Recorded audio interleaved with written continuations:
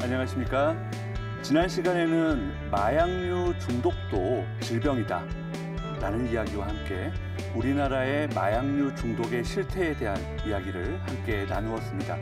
오늘은 마약류 중독의 종류에 대한 부분들을 함께 이야기를 나눌 텐데요. 오늘 이야기 함께 나눠주실 분 한국 마약퇴치운동본부 대구본부의 이양희 본부장 나오셨습니다.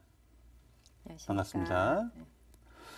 저는 마약류 하면 아편, 그리고 코카인, 그리고 필로폰 등이 먼저 생각이 드는데요. 네. 어떤 종류의 마약들이 있을까요? 네, 먼저 용어에서 마약과 마약류를 구분할 필요가 있을 것 같습니다. 마약은 마약류의 한 종류입니다. 즉 인간의 중추신경계의 뇌에 작용을 해서 오남용할 경우 굉장히 심각한 위해를 나타낼 수 있는 약물을 마약류로 규정을 하고 있는데, 마약류에는 마약, 대마, 향정 신성의약품의 세 종류로 나뉘어집니다. 마약에는 양귀비, 아편, 코카, 또 모르핀, 펜타닐 등 130여 종의 약물이 속하고, 대마는 대마초뿐만 아니라 그 식물에서 나오는 수지, 또 오일, 관련 합성품들이 모두 포함이 됩니다. 가장 많은 종류가 있는 것은 향정신성의약품인데, 향정신성의약품에는 수면제, 신경안정제, 또 식욕억제제, 프로포폴 등 우리가 의료용으로 사용하고 있는 약물들이 굉장히 많이 포함이 되어 있어서 한 270여 종에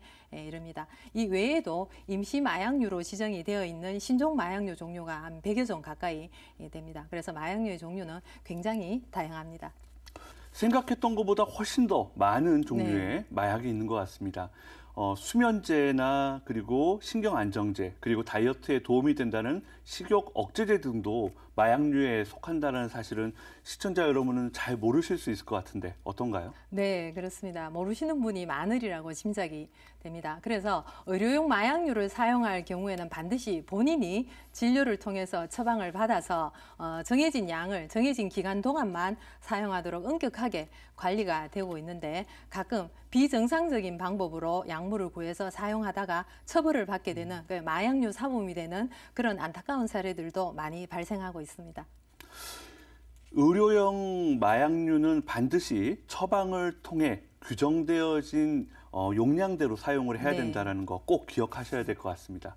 그렇다면 마약류의 모양을 보고 미리 의도치 않은 사용을 좀 피할 수 있는 방법이 혹시 있을까요? 네, 마약류라고 하면 보통 영화 등에서 많이 묘사되는 하얀색 가루나 주사제 형태를 많이 떠올리실 것 같습니다. 그런데 실제로 마약류는 굉장히 다양한 형태를 하고 있기 때문에 구분하기가 쉽지 않습니다. 그래서 제가 오늘 몇 가지 마약류 모형을 준비해 왔습니다. 실제와 똑같이 만들어진 그런 모형입니다. 먼저 보시면 필로폰이나 코카인 같은 것도 하얀색 분말뿐만이 아니고 결정형인 것도 있고, 색깔도 다양한 색깔로 이렇게 만들어지고 있습니다. 그리고 중간에 보시면 그냥 일반 알약하고 거의 유사한 형태인데, 우리가 흔히 먹는 소화제나 진통제와 비슷한 모양을 하고 있습니다. 이런 형태의 약이라면 일반 약과 구분하기가 굉장히 어렵겠죠. 그리고 앞쪽에 보시면 그냥 종이에 그림이 그려져 있는 것 같은 그런 마약류도 있는데, 저거는 굉장히 소량의 마약을 우리가 스티커나 그런 우표처럼 종이에 발라서 사용하는 그런 LSD라는 마약입니다. 아주 강한 환각작용을 가지고 있는 그런 위험한 약물입니다. 또 액체 상태인 마약류도 있습니다. 색깔도 없고 냄새도 없고 맛도 없는 그런 액체 상태여서 음료수나 물에 태웠을 때 전혀 알아보기가 어려운 그런 GHB라는 그런 마약류 종류입니다. 네, 여기 나와 있는 것처럼 액체로 된 마약도 있고 지금 종이 형태로 되어 있는 마약도 있는 것 같습니다. 저기 과자 모양처럼 생긴 것도 마약인가요? 네, 일반적인 과자처럼 생겼는데 사실 이것은 대마 성분을 넣어둔 대마 쿠키입니다.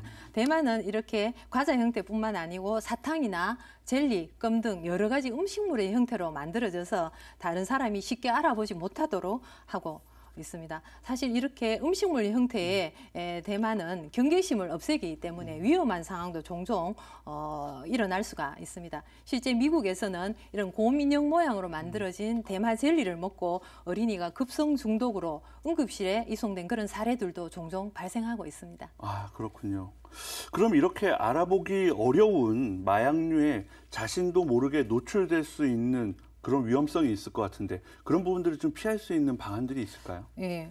먼저 자신이 확실하게 알고 있는 그런 약이거나 아니면 모든 상황이 명확하게 기재되어서 포장되어 있는 약 이외에는 다른 사람이 주는 잘 모르는 약은 함부로 사용하지 않는 것이 중요할 것 같습니다. 그리고 이렇게 자신이 익숙하지 않은 그런 장소에서 분위기에 휩쓸리다 보면 남들이 주는 정체불명의 그런 약물을 사용할 수도 있는데 굉장히 위험한 상황이 될 수 있기 때문에 여기에 대해서도 꼭 기억을 하셔야 할 것 같습니다. 네, 말씀 감사합니다. 마약류의 종류가 이렇게 다양하고 그 형태 또한 일반 약이나 심지어 음식물의 모양을 띠고 있는 마약이 있다는 사실을 우리 시청자 여러분들께서 잘 알고 계시면 좋을 것 같습니다. 그리고 오늘 시간을 통해서 마약류에 대한 경각심을 다시 한번 고취시키는 시간이 되셨으면 좋겠습니다.